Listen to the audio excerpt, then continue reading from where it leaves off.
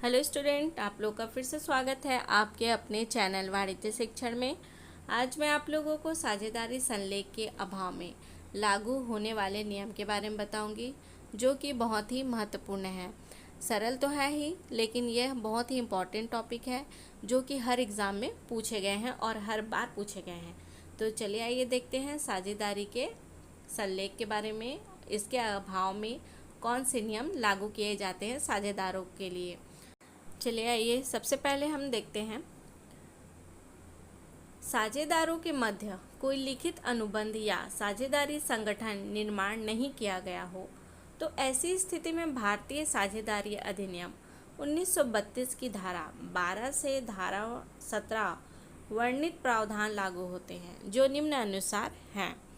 अगर किसी साझेदारी में कोई लिखित अनुबंध नहीं है तो इसके अभाव में भारतीय साझेदारी अधिनियम 1932 की धारा 12 से धारा 17 तक जो वर्णित प्रावधान लागू होते हैं उन्हीं को अपनाया जाता है। अगर साझेदारों के संलेख नहीं है, समझौते अनुबंध नहीं है तो चलिए ये देखते हैं ये प्रावधान कौन कौन से हैं। सबसे पहले हम देखेंगे व्यवसाय के संचालन में भाग लेने का अधिकार।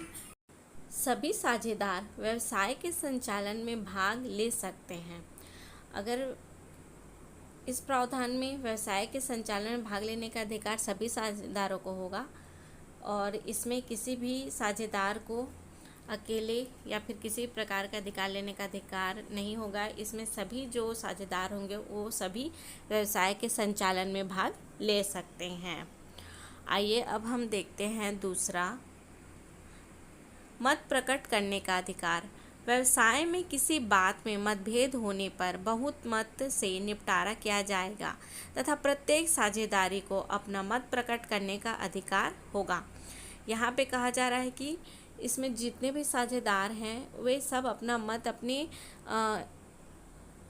तरीके को या फिर अपने जो भी मत है उसको सामने वो रख सकते हैं, इसका अधिकार उन्हें है। और व्यवसाय में किसी बात में अगर मतभेद होने पर बहुमत से उस चीज़ का निपटारा किया जाएगा, अर्थात जिस बात पे ज़्यादा लोगों का विचार होगा उसी के आधार पे, उसी बहुमत के आधार पे उस कार्य को निपटारा उस कार्य को संपन्न किया जाएगा। और इसमें अपना मत प्रकट करने का अधिकार सभी साझेदारों को है। अब हम देखेंगे तीसरा है बिना पारिश्रमिक के कार्य। कोई भी साझेदार व्यवसाय के संचालन भाग लेने का किसी भी प्रकार का पारिश्रमिक पाने का अधिकारी नहीं होगा। अर्थात व्यवसाय के संचालन में या फिर उस कार्य में अगर कोई भी साझेदार कार्य कर रहा है तो वह बिना पारिश्रमिक के व्यवसाय से संबंधित कार्य को करेगा। इसमें किसी भी साझेदार को पारिश्रमिक पाने का अधिकार नहीं होगा। चौथा है लाभ हानि विभाजन। साझेदारों के मध्य लाभ हानि का विभाजन समान अनुपात में होगा। ये बहुत ही महत्वपूर्ण टॉपिक है। इसमें अधिकतर पूछा जाता है कि साझेदारी में लाभ हानि का विभाजन किस अनुपात में होता है। तो इसमें क्या है, साझेदारों के मध्य जो लाभ हानि का विभाजन होता है वो समान अनुपात में होता है। वो भी कैसे, जब साझेदारों के बीच अनुबंध नहीं किया होगा तो प्रावधान के आधार पे यह समान अनुपात में लाभ हानि का विभाजन किया जाता है। पांचवा, अतिरिक्त पूंजी पर ब्याज। यदि कोई साझेदार अपने भाग से अधिक राशि फर्म को देता है तो वह उस अतिरिक्त रकम पर 6% वार्षिक ब्याज पाने का अधिकारी है।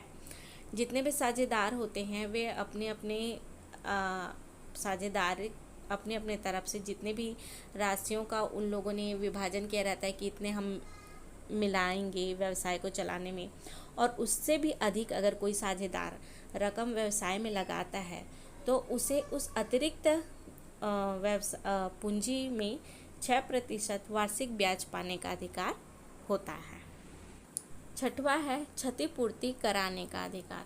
यदि कोई साझेदार फर्म के व्यवसाय के संचालन में तथा फर्म को आकस्मिक संकट से बचाने पर कोई भुगतान करता है तो उसे क्षतिपूर्ति कराने का अधिकार होगा। इसमें कहा जा रहा है कि अगर कोई भी साझेदार जो है जो आकस्मिक अगर किसी प्रकार से आकस्मिक संकट आ जा रहा है व्यवसाय में या फर्म में, तो उस आकस्मिक संकट से बचने के लिए जो वह भुगतान करेगा उसमें वह क्षतिपूर्ति कराने का अधिकारी होगा। 7वां, फर्म की संपत्ति का उपयोग। फर्म की संपत्ति का उपयोग केवल व्यवसाय के लिए ही किया जा सकता है। इसमें कहा जा रहा है कि जो फर्म की संपत्ति है उसका उपयोग केवल व्यवसाय के से संबंधित कार्यों के लिए ही किया जा सकता है, अन्यथा नहीं। 8वां, अर्जित लाभ का हिसाब देना। यदि कोई साझेदार फर्म की संपत्ति से अथवा संबंध से या फर्म के नाम के प्रयोग से अपने किसी हित के लिए लाभ कमाता है तो उसे फर्म को वापस लौटाना होगा। इसमें कहा जा रहा है कि यदि कोई साझेदार फर्म की संपत्ति से किसी से भी अथवा संबंधित फर्म के नाम के प्रयोग के लिए अपने निजी हित के लिए जो लाभ कमाता है उसे फर्म को वापस लौटाना भी होगा। 9वां, किसी साझेदार की मृत्यु होने पर। किसी साझेदार की मृत्यु अथवा दिवालिया हो जाने पर फर्म का अंत हो जाएगा।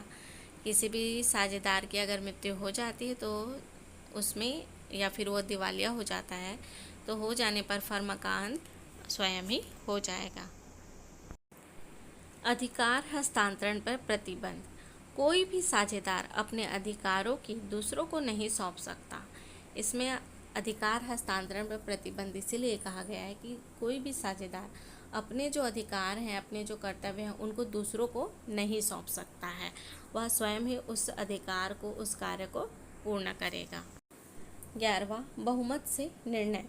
व्यवसाय से संबंधित सामान्य बातों के निर्णय बहुमत से ही लिए जाएंगे।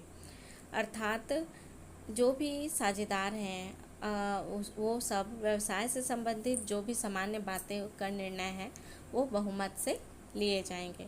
तो इसी तरह से और भी वाणिज्य से संबंधित जानकारियाँ प्राप्त करने के लिए वीडियो से जुड़े रहें और वीडियो को लाइक और चैनल को सब्सक्राइब करना ना भूलें ताकि वाणिज्य से संबंधित जानकारियाँ आप लोगों तक कंटिन्यू पहुँचते रहें।